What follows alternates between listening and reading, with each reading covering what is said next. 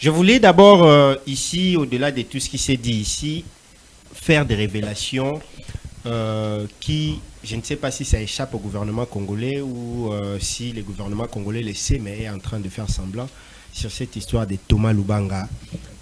Parce qu'on n'en parle pas. On n'en parle pas. Je pense que les gens n'en parlent pas. J'étais parmi les premiers à évoquer ces points et je pense que j'ai continué encore à mener des investigations en ce qui concerne ces points de Thomas Lubanga. Et en tout cas, un peu de temps pour que je puisse faire des révélations sur ce qui concerne le cas de Thomas Lubanga.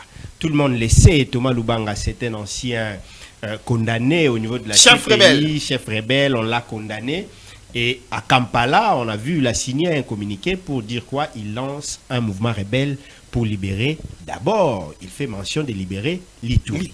Mais j'aimerais révéler au gouvernement congolais et à toute la population congolaise qu'au niveau de l'Ituri, Thomas Lubanga a tout un quartier où il a installé ses hommes.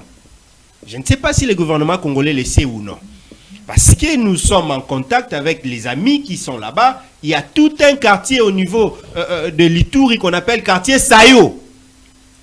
Au quartier Sayo, je l'ai dit ici, si les services de sécurité, si le gouvernement congolais peut aller mener des investigations, ils vont trouver que dans les quartiers Sayo, à Bunia, il y a tous les hommes armés qu'on appelle, les groupes là, on appelle UPC.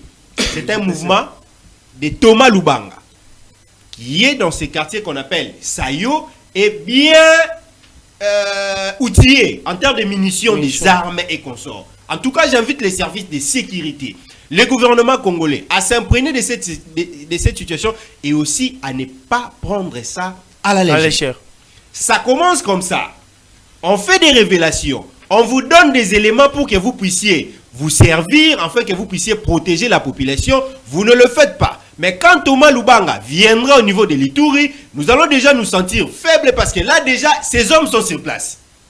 Ces hommes sont sur place. Et aussi, on dit quand vous entrez dans ces quartiers-là, vous ne pouvez pas aller n'importe comment. Parce que vous savez, c'est un mouvement rebelle. Et je pense même que le gouverneur militaire de l'Ituri, il le sait très bien. Le quartier Sayo est occupé par les hommes de Thomas Lubanga. Et dire que Thomas Lubanga, quand il se lance à libérer l'Ituri, connaissant qu'il a déjà ses hommes implantés sur le milieu, sur les terrains, qui connaissent également l'environnement de la province de l'Ituri, c'est un danger pour la République démocratique du Congo. Si, moi j'ai vécu au moment où Kabila a attaqué la position rebelle de Jean-Pierre Bemba à Maluku. Mon père est militaire.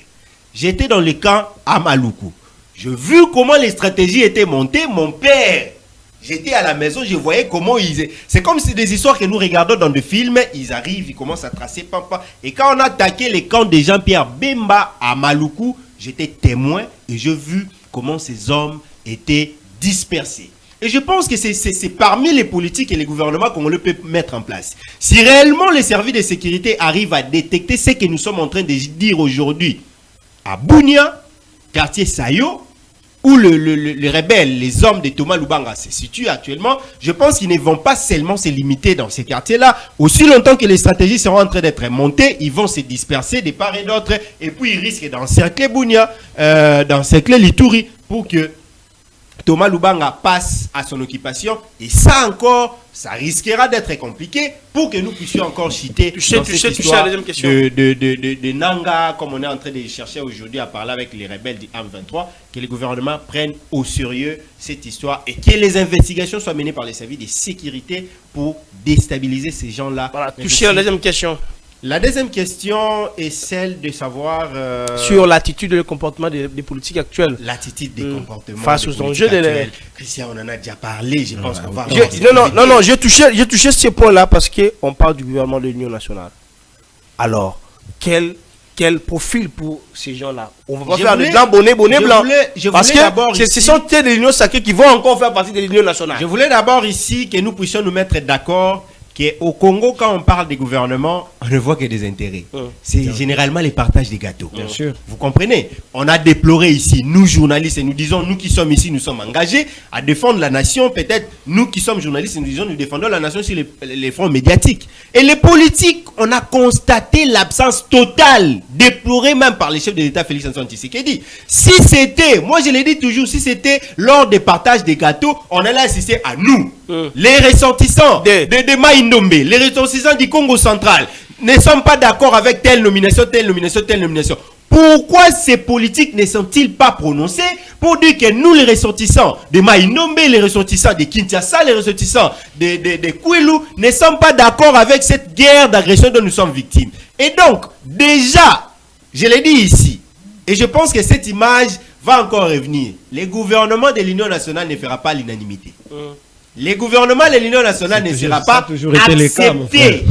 Parce que, déjà, ça sera un partage des gâteaux.